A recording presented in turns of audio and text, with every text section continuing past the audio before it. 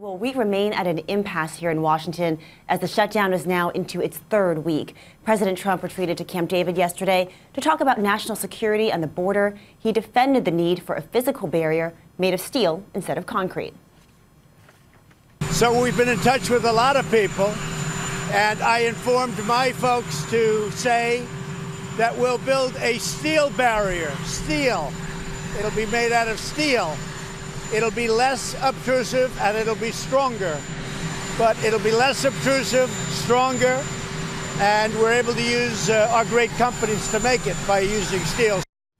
Now, Democratic aides say there's been no progress despite two meetings over the weekend with Vice President Mike Pence, Jared Kushner, and DHS Secretary Christian Nielsen. Democrats were miffed that they were kept waiting 45 minutes at one point for one of the meetings to even begin. So at the end of the day here, the White House is still demanding $5.7 billion for the border wall, and Democrats are still saying no.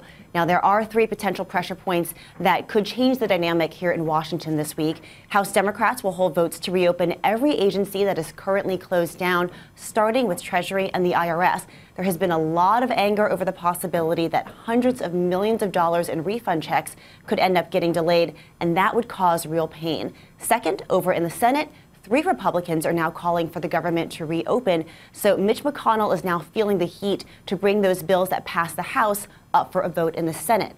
And finally, guys, federal workers are supposed to get paid on Friday, and it would look really bad if both sides don't meet that deadline. Back over to you. Ylan, that was going to be my question, is just, has anyone missed a paycheck yet, or did they all get paid through the last pay cycle, and it's just this week coming up that we'll really see the pressure hit?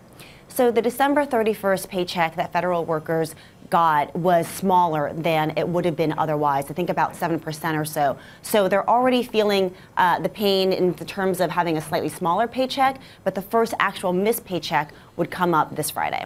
And Ylan, you talked about Mitch McConnell feeling the heat in terms of this idea that he would somehow bring these things to a vote. He has been relatively explicit that he won't bring anything to a vote that he doesn't think the president's going to sign.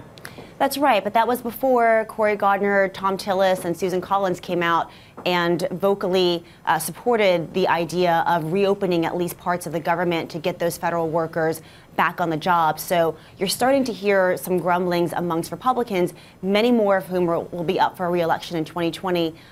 So that could potentially, again, shift the dynamic here. But both sides are so dug in that you're really looking at perhaps some sort of externality to happen in order to force them to come to the table and to make some sort of decision here. They've been so dug in. We're almost now at a record for how long the shutdown would have lasted. 21 days is the longest shutdown previously, and I think we're at day 17 now, so we're getting there quick. Ylan, Judd Gregg was here on Friday, and he brought up some really good points. He said you're not going to feel pressure on Congress until the average American starts feeling this. We did start hearing some reports in some airports where there were very long delays because TSA agents had called in sick.